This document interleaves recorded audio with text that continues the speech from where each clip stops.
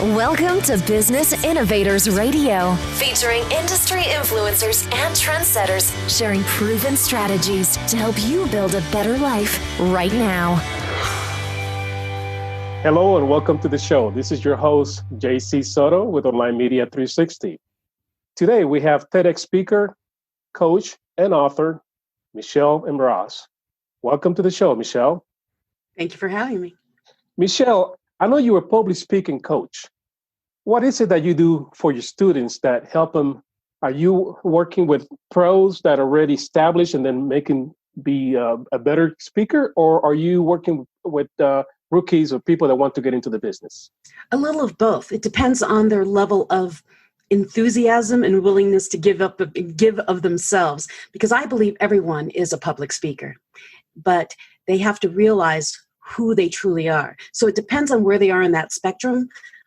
Mostly I work with people who already know they want to be on a stage, but I have worked with very many people who have never been on a stage and got them prepared for a TED Talk and they got picked up. So we're always talking, we're always communicating. What's the block that makes people be fearful when they go from speaking one-on-one to standing on stage and talking to other people? What is it that is going through their heads? Well, I believe that there is a delusion that when you're speaking one-on-one, they're not that judgmental. Well, actually, they're doing the same thing the whole crowd would be doing. It's probably worse, huh? Yeah, probably worse because there's so many. Yeah. And I think when you can't see the other person's eyes, you start wondering, well, if I can't see their eyes, then I don't know what to say next. And see, that's the whole thing about public speaking is you speak to the crowd. You speak to one-on-one. You find the eyes in that crowd that make you feel whatever you need to feel in order to stay up there. And so really, you're only talking one-to-one, even though it's one-to-many. That's right. Now, I heard before, and we probably all of us heard that public speaking is number one fear. And it says Americans, I don't know if that's the case, but is that in your experience? Have you seen that also? That is even more powerful fear than dying? Is that correct?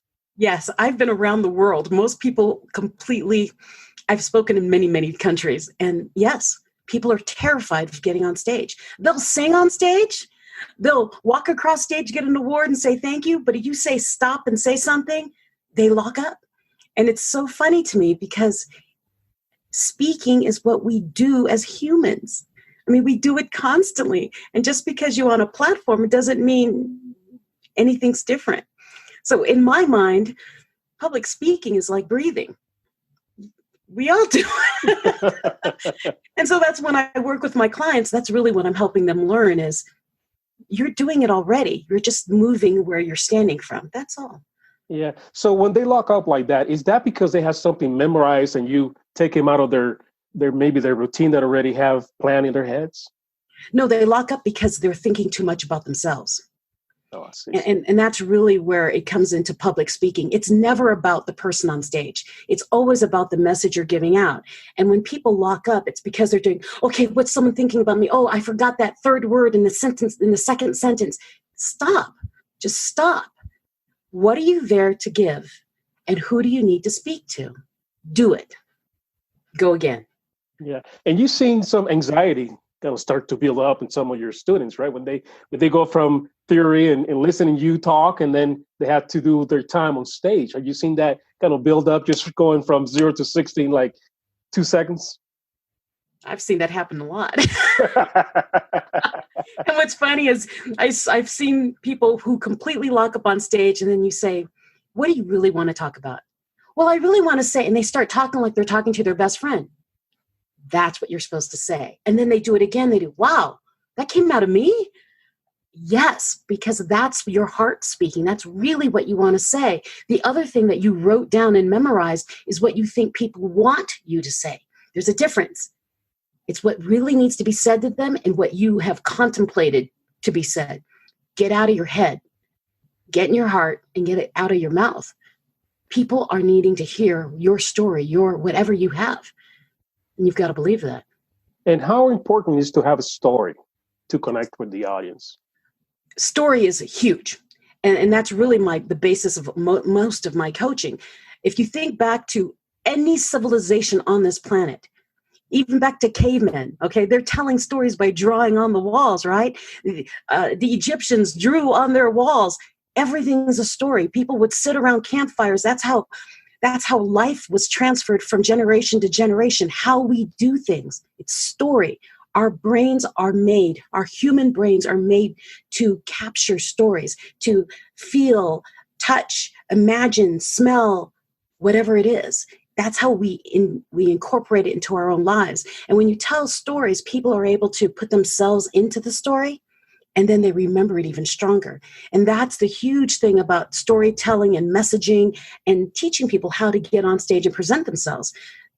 Get out of their head, get into their heart. Yeah, and people remember stories instead of facts, right? Oh, heck Easier yeah. to remember stories. Well, So some people need facts within the story. Story is always the base. depending on the context, you can combine the facts and its stats with story, make it more compelling and easier to remember, right?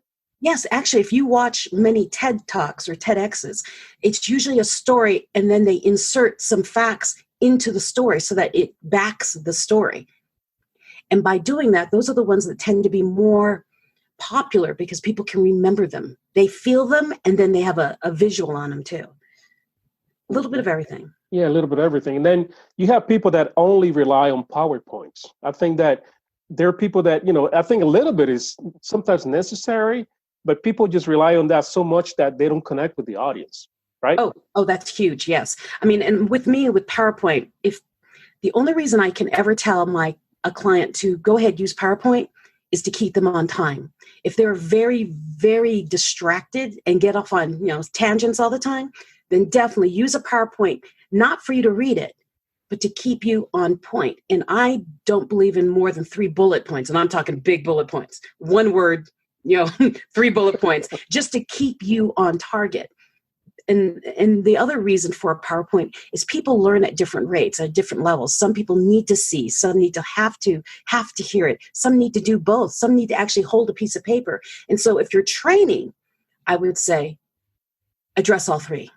Do something so the kinetic, the listeners, and the visuals all have something.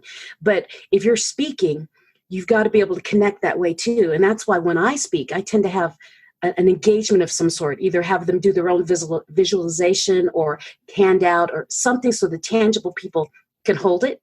So think about your audience. Everyone learns in different ways. So if you sit there and do Bueller, point A, Bueller, point B, you're going to put half the room to sleep. No one wants to do that. Everyone in the room says, I can read. Why are you reading it to me? I'm not stupid. All of us grew up watching TV, so we like to see things. We like to play with toys when we're kids, so we like to touch things. And all of us like to hear music and like to hear things. So that's going to be a combination of things that go into that presentation, right? Yes, you must always use a combo. And I believe in the power of 3. So if you're going to give an example, you give 3. Short ones, but 3. Because the human brain needs 3 examples to lock it. If that first one didn't work, okay, maybe the second one will work. Then the third one, okay, now I've got it. And it's really connecting. Right. And that's the other thing with talking and coaching people with speaking and getting on stages and connecting with an audience. You can't be monotone. The human brain not only is geared for story, it's also geared for music. When you have a baby in the house, what do? You don't talk directly to the baby. You do, hello, Lynn. Hello, baby. And then you sing, because that's what human babies do. And just because you're a baby and you grow up doesn't mean you stop relating to music. We still are geared to music. You've got to remember your voice has to be up and down, a little variety. A lot of the stuff that we remember are songs from years back. So do you remember, what is it, Schoolhouse Rock? Yeah. So, So things like that. In order to form a more perfect union, establish justice, ensure domestic tranquility. I know every song. I was an engineering student for, 4 years of my college. I memorized a lot of my formulas by putting them into song. Exactly. And that makes it easier. And not only easier, it makes it a lot of fun. Because like you said, everybody learns in a different way. And having a song that you can remember, and like you right now, you remember that maybe for 30, 40 years later after it was useful back then, Yeah. So you and I, we talk with our hands or we move on. What do we do with our bodies when you're on stage? When you're on stage, you have to control your body a bit more. Yeah. So if you're on a big stage, I mean, I'm 5'0". So when I'm on stage, I use broader hand gestures because I disappear on a stage. If you ever see me on stage, I tend to be wearing bright colors, or I don't wear a dark suit because I'll disappear. I'll be a floating head. And so I use big gestures because big and loud.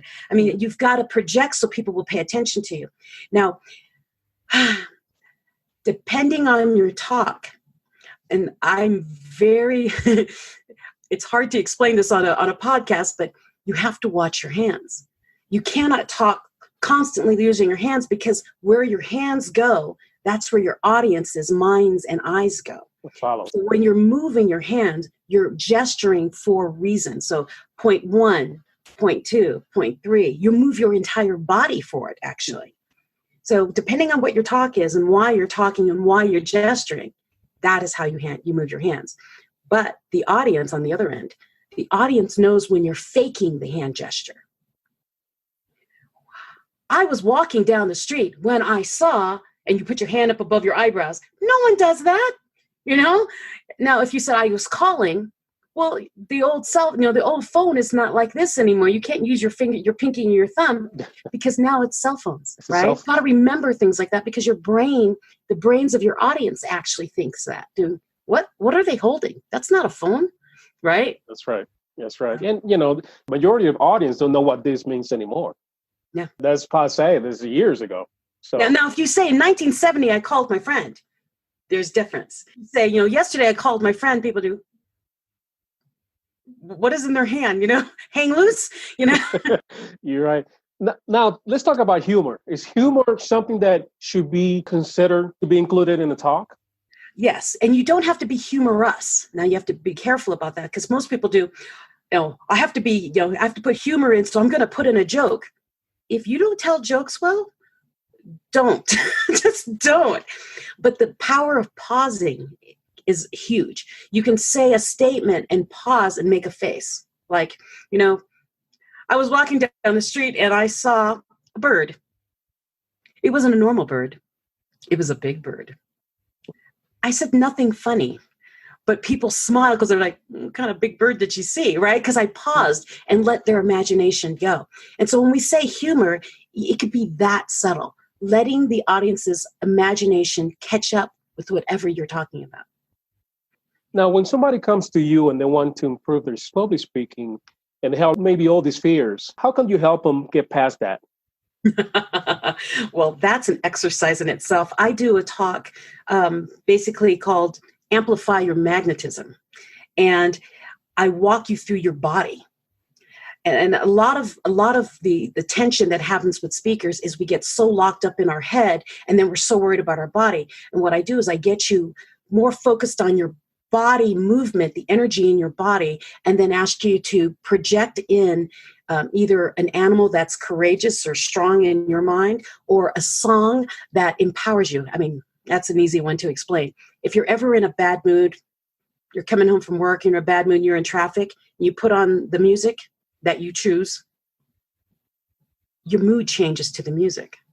So I always say, if you need something on stage to amp you or change your mood, put a song in your head. And then in my case, a lot of times, if you've ever seen me walk on stage, I walk on stage like I'm a panther of some sort, and I walk kind of with a lot of power, but I'm also I've got wiggle because I'm singing.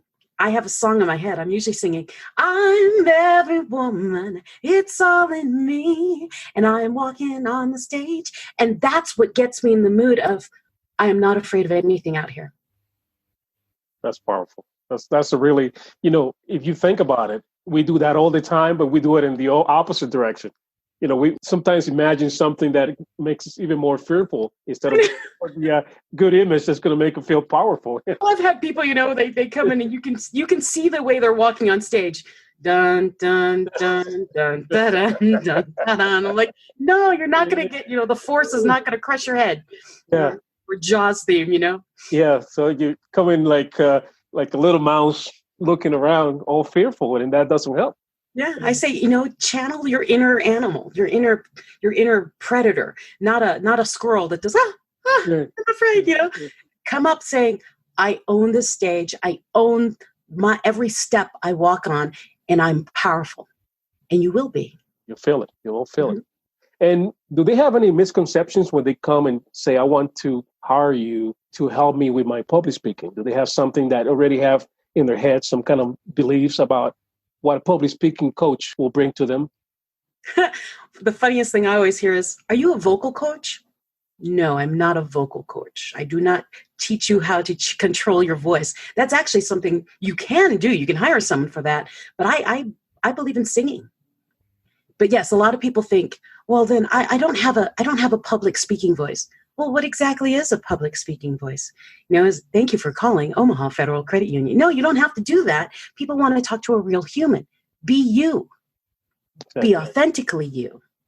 The only thing I do with vocals when people come to me and say, I've got this apprehension, I have this and this. Well, do you watch yourself talk? Have you ever recorded yourself? Yes. What do you not like about it? Well, sometimes I'm too fast. Well, then slow down. Well, then sometimes I speed up really fast and then I miss my point. Then slow down. I mean, if you know where your problem lies, address it and then do it again. The other thing about public speaking is people record themselves and then never watch or never listen. You must watch and listen to yourself so that you can hear your cadence of your voice. So you can say, you know what, maybe I'm talking too high, and so maybe I should lower my voice. So you lower your voice. It's all a choice. Feedback. So you know what needs to be improved. Yeah. Yeah. And when you have somebody that has this belief that she's going to probably make me a big star and make me this big public speaker like her, do you say, no, you have to work on your own voice, your own skills, and you got to be you? Yes. You're not going to be another Michelle, right? We do not want another Michelle in the world. We don't have enough room for another Michelle in this world.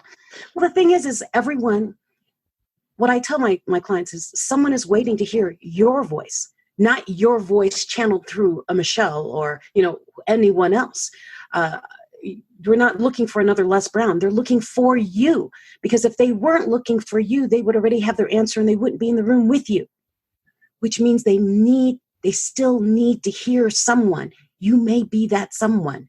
Be that someone. Step into your light. Be you. You experience the things you've experienced because someone needs help through the same thing and they haven't figured it out. And it's your particular voice in your particular situation that will click. That's right. It's a calling. And can you give me an example of someone that started like a little mouse, was afraid to speak, and when you were done with them, they're just like were the tiger that they're supposed to be, or the tigress that they're supposed to be?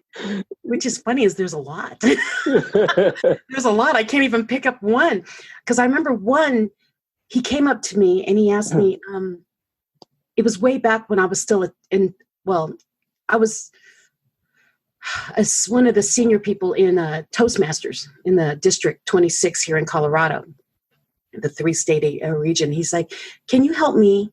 I want to compete at a Toastmaster conference. And I said, okay, in a contest, okay. And he was so shy. And we used to meet at coffee shops. He did that on purpose because that way I couldn't corner him. Oh. And so we had to find another room. And one day I said, no, just talk from your heart. What do you really want to say? And he went from terrified, just trying to force himself onto a stage, to he's constantly, he even skipped the competitions. He's out speaking and doing his thing. He was trying to fit a mold of what he thought a speaker would be. The thing is if you're a musician, bring in your music. If you're a techie, bring in your tech. Whatever it is that you are, the way you speak through, then do it. This guy, he plays a saxophone. He's amazing. Yeah, and it breaks his fear. Yeah, because he'll play the sax, and then he can just keep going. Yeah. It opens up this new dimension of him, and his connection with the audience is so pure.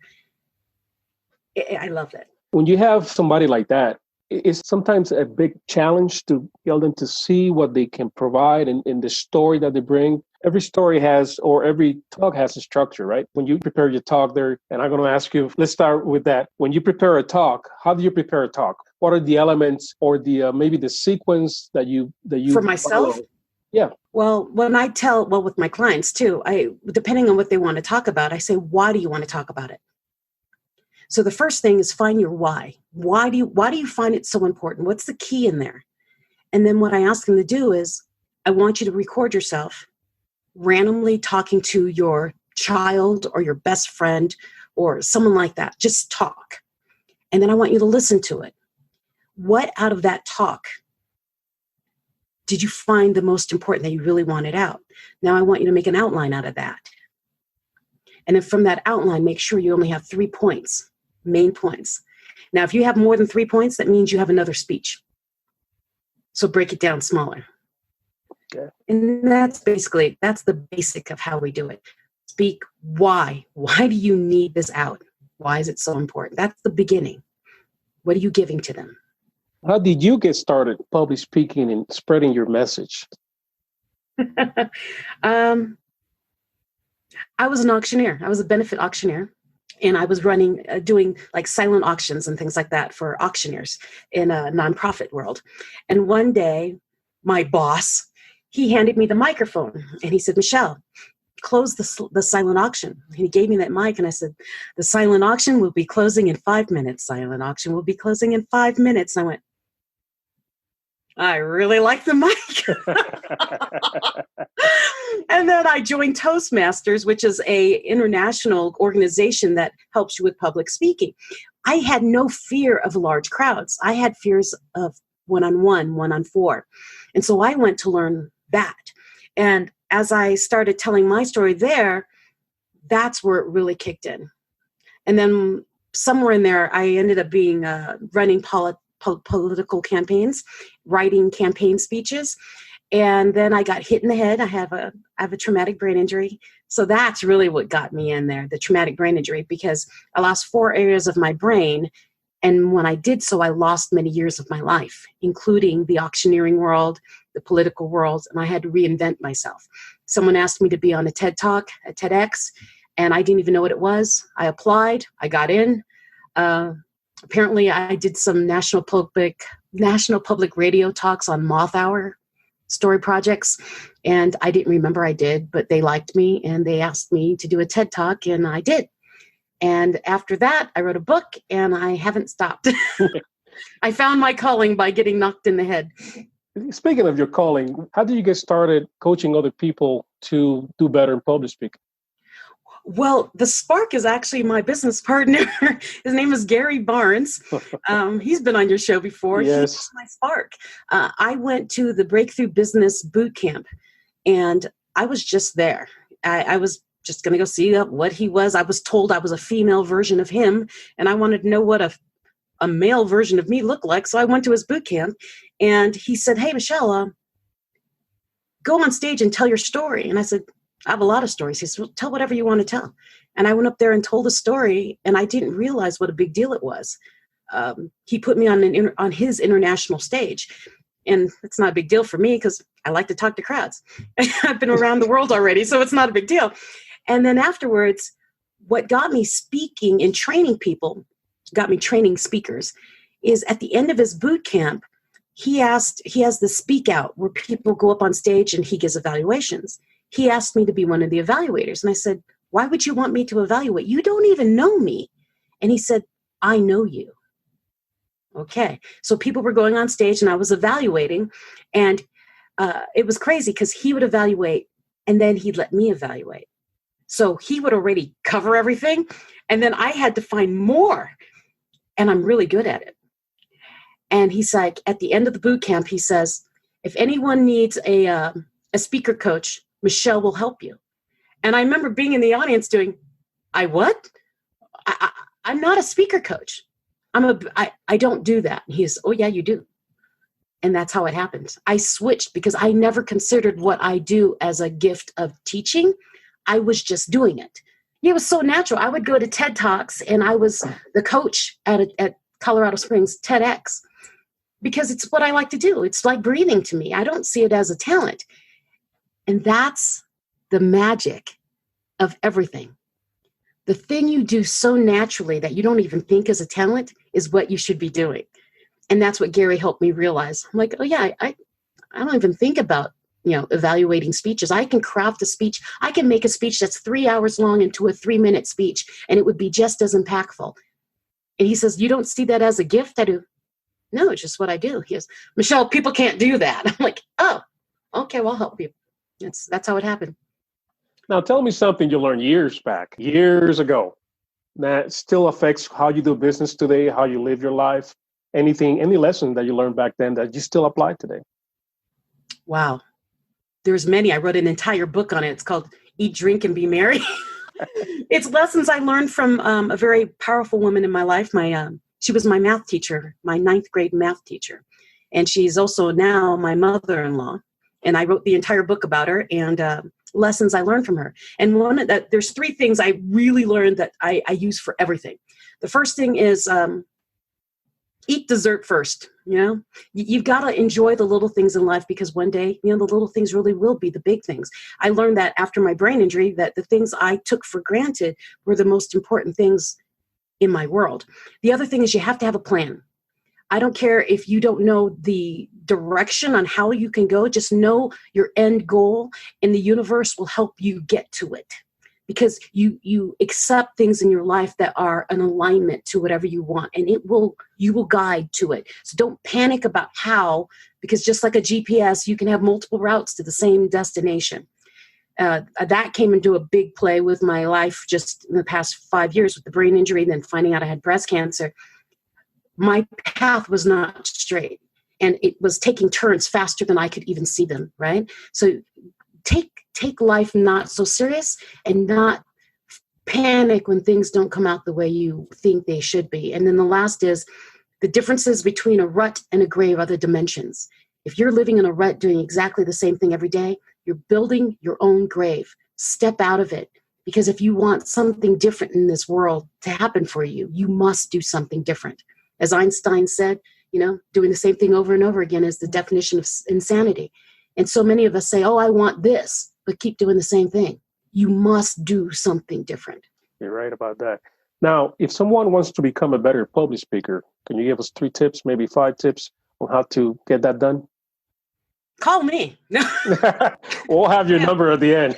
I do a breakthrough speaker mastery boot camp with my now partner, Gary Barnes, and we do a very intensive 2-day boot camp. The other thing is, once you do that boot camp, if you need more, you can call me, and then we can do one-on-one coaching. If you're not in Colorado, we can meet on a Zoom call. But 3 tips for people who want to be public speakers. You all are public speakers. Every time you talk to anyone in a grocery store, you are. So get that out of your brain. You are. Do you want to be a professional speaker? There's a difference. Then you need to be paid. Now, the thing is you can be paid in multiple ways. It doesn't have to be money. It can be a letter of recommendation. It can be marketing trades. It could be anything like that. Then the third thing is get out of your own way. That's my number 1. Get out of your way. If you have a message and you really want to do it, then do it. If you want to craft it into a stronger message so you can articulate it with under 3 minutes, or expand it to a 3-day boot camp, then do it. If you need help, then reach for people who've already done it. I've already done it. That's right. And then get on bigger stages. Get into a community. See, our boot camp is more than just a boot camp. It is a community of people who also are speakers, who will connect you. So you become part of a family. Speaking of that boot camp, what's the website for that boot camp? Yeah, it's actually Breakthrough Speaker Boot Camp. All one word. Pretty Breakthrough easy. Speaker Boot Camp. Breakthrough Speaker Boot Camp. Mm-hmm. What's your website? It's my name, MichelleMras.com, MichelleMras.com. And now let's talk about your book, the book that you just took from being a printed version into an audiobook. Let's talk a little bit about that. That's interesting to me. And it's a great book. So can you tell us a little more about Michelle? Eat, Drink, and Be Merry? Yes. Eat, Drink, and Be Merry, a glimpse into a life well lived. I did my TED Talk on Mary, my mother-in-law, of the 3 lessons I learned from her.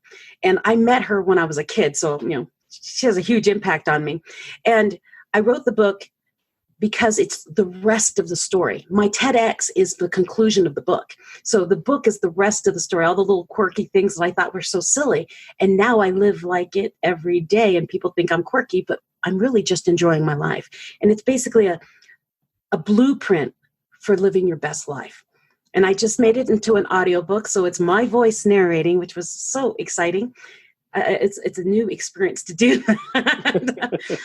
Because it's like, did I write that? I don't remember saying it that way. But you're like, oh, I wrote it, so I have to say it. It was a lot of fun. Eat, Drink, and Be Merry. It's a hard story for me because, spoiler alert, my mother-in-law had cancer. She had leukemia, and so it was me watching her get a death sentence and then watching her not change. Most people, when they get a death sentence, have to do, I'm going to do this. I'm going to bucket list. She didn't need to. She was living her fullest life already. So when she got her diagnosis, she was still the same Mary. And I went, if anything like that ever happened to me, I want to be that way. I want everyone to know that I love them. I want to leave the world doing, well, okay, I live my best life. I'm not missing anything, that kind of thing. And that's how she lived. That's what the story's about. It's just a fun stories. You live without regrets. Every day. Yeah. Something funny that you just said, it's a little different, but sometimes I read books and I put them down, something interesting. Maybe a year later, I come back to the book and I see something new in the book. And I'm asking, who wrote this stuff? It was not here last time I read this book. Somebody took it down and wrote it. So but that's it. Funny. Your brain picks up on what it needs to at a certain time and whenever you need it. Yeah, whenever you're ready. Yeah, and that's why you can hear the same message. Oh, for those of you who are speakers who say, I want to be a speaker, but people are already doing that. Oh, there's so many other people doing that. Like I said, someone's waiting to only hear your voice. You've seen a lot of these leadership, Tony Robbins and, John Maxwell and Les Brown. They all speak about the same kind of stuff. But not everybody listens to all of them. They listen to one of them. And it's because that voice speaks to them. You are that voice for somebody. Be that voice. And sometimes we repeat the same thing. It's not because, we're talking to the same people. New people come into scene all the time. Yes. It's like it's a moving parade. You get new people all the time. People that were not ready years ago to listen to your message, now they are. Yes. So now they can hear it. Well, and I do Facebook Lives a lot. I do a lot of Facebook Lives, and I do a lot of mini trainings on it. And I've had someone say, I've been listening to you for like a year and a half. And I said, really? They do, yeah. But when you talked about, embracing your toddler mindset, that really clicked. And I'm thinking, I always talk about your toddler mindset. I always talk about it, but they weren't ready for it at that time. They needed to hear it at that day, on that time, in that moment in their life. Nothing's really repetitive when it's not about you. It's about whoever is out there who needs to hear you at the time. Yeah, it's like they say that when the student is ready, the teacher will appear. Exactly. That's the way it is. Any last next book? Any last words? Any last words? Any last tips? Any last suggestions? I have a great suggestion. Follow me on YouTube. It's my name, youtube.com, Michelle Mras, because I do a lot of inspiration there. And if you don't have Facebook or do that kind of thing, I put all my videos onto my YouTube page. It's a good way to track me. And please, can you repeat your website again and the bootcamp website also? Okay, my website is www.michellemras.com. That's MICHELLE, Mr.as.com. My YouTube page is the same, youtube.com/Michelle Mras, Michelle, MICHELLE, MRAS. And then the boot camp is breakthroughspeakerbootcamp.com. Thank you, Michelle, for being here today. That's really good advice. I learned a lot. I mean, I went to you guys' boot camp, and I'm still learning a lot from you guys, you and Gary. So thank you for taking the time. I'm glad you're back. I'm glad you're feeling better. I'm glad you're recovering from your surgery. Great to see you. And to my listeners, all her links are going to be just below this recording. Michelle, again, thank you. Anything else you want to leave our listeners with? Be the best version of you and always work. Never give up on education. Always learn. That's right. Keep educating, keep improving, keep looking ahead. Keep going to that next level. Or as I like to say, you're not dead yet. Keep going. Thank you, everybody. Until next time, this is JC Soto with Online Media 360. Bye now. Thanks for listening to Business Innovators Radio. To hear all episodes featuring leading industry influencers and trendsetters, visit us online at businessinnovatorsradio.com today.